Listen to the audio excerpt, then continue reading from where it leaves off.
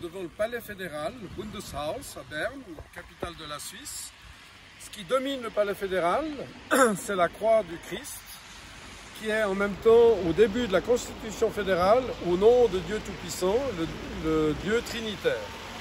Donc dans la Trinité, il y a le Père, le Fils, le Saint-Esprit. Et une autre image du Christ, c'est les griffons qu'il y a à peu près à mi-hauteur de la façade. Le griffon, c'est un animal qui est en même temps de l'air et de la terre, qui vole et qui marche, et qui représente les deux natures humaines et divines du Christ. C'est donc les deux doigts repliés du serment fédéral. Vous avez les trois doigts levés, c'est le Père, le Fils, le Saint-Esprit. Et la nature humaine et divine du Christ, c'est pour lutter contre l'hérésie de l'arianisme qui a risqué de détruire la religion chrétienne. La Suisse, en fait, par la Burgondie, était le premier État vraiment chrétien de l'histoire, avant les Arméniens. Ils ont été convertis par le fils de la veuve Naïm, qui est le premier homme ressuscité par le Christ en Israël.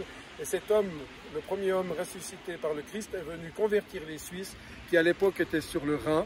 Et plus tard dans l'histoire, les Romains ont demandé aux Burgondes de venir habiter en Suisse pour protéger le nord de l'Italie. Donc vous avez ici une représentation des racines profondes de la Suisse, qui est un pays trinitaire, qui est un pays qui reconnaît la double nature humaine et divine du Christ, dans son serment, dans son palais. Et vous voyez dans l'écriture même, la Curia Confederatio Helvetica, c'est le soin qui doit être attaché aux Suisses, à la Confédération helvétique.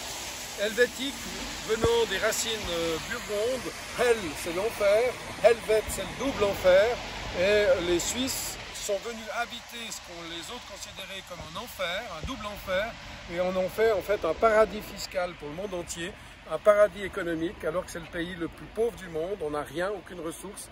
Les ressources principales des Suisses, c'est les Suisses, c'est eux la base de la fortune. Alors cette base de la fortune suisse, vous la voyez dans le bâtiment qui est là, à côté, c'est la Banque nationale suisse. Cette Banque nationale suisse, c'est un des rares pays du monde qui, étant forcé par les États-Unis, par des puissances occultes et obscures basées aux États-Unis et en Angleterre, on a été obligé de vendre plus de 1000 tonnes d'or au plus mauvais moment. Et c'est le seul pays, à ma connaissance du monde, peut-être avec la Chine, dans lequel la Banque nationale a redistribué le produit de cette vente, des 1000 tonnes d'or, aux cantons. Et certains cantons ont redistribué cette manne financière aux communes, notamment le canton du Jura.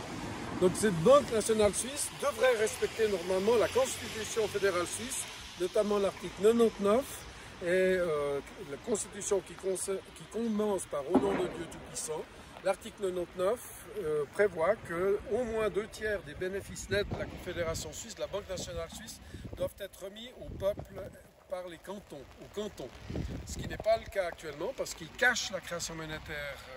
KPMG, soi-disant auditeur, couvre ces manipulations comptables. La plupart des bénéfices sont cachés dans des différentes réserves ou par des artifices comptables. Ils font croire, si vous regardez par exemple un voleur de bestiaux, il va vous faire croire qu'il n'a pas volé les bestiaux en laissant les traces des bestiaux sortir de la maison de telle manière à ce qu'on croit que les bestiaux sont sortis de la maison. Eh bien, les flux financiers de la Banque nationale suisse, par différentes manipulations comptables, ils vous font croire que l'argent est sorti de la Banque nationale suisse, de la Suisse, alors qu'en fait le bétail volé, les fonds volés, les bénéfices volés sont cachés dans la comptabilité.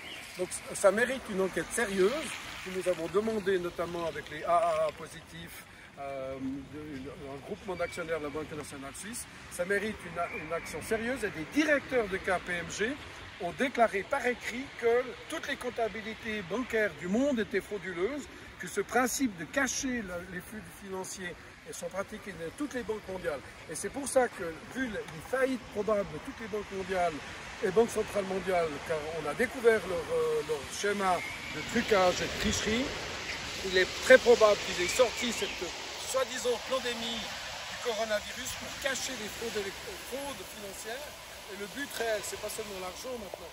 Le but réel de ce combat, c'est nos âmes, c'est nos êtres, c'est notre amour, c'est notre entraide, c'est notre démocratie qui est en train d'être volée par le côté sanitairement correct, ou politiquement correct.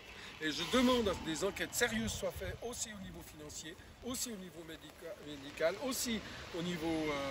il faut des détectives indépendants, des journalistes indépendants comme Julian Assange, il faut des policiers indépendants comme Stan Mayo, il faut des personnes courageuses qui sortent du bois, sortez tous du bois, faites-vous les amis, comptez sur l'aspect humain, arrêtez d'idolâtrer l'argent, arrêtez d'idolâtrer la science, arrêtez d'idolâtrer les politiciens. Prenez-vous en main, c'est le moment de sortir du bois, c'est le moment d'être courageux et de reprendre l'amour, l'amitié, la famille, de reprendre le contrôle de vos vies, de miser sur le soleil, de miser sur une vie saine, de miser sur la qualité de vie et non pas sur la quantité. Misez sur la qualité, voilà le message que je vous donne depuis la Suisse, le message que je vous donne depuis la Confédération helvétique, Confederatio Helvetica. On a vaincu l'enfer sur terre, on en a fait un paradis. Vous pouvez faire la même chose. Merci de votre écoute.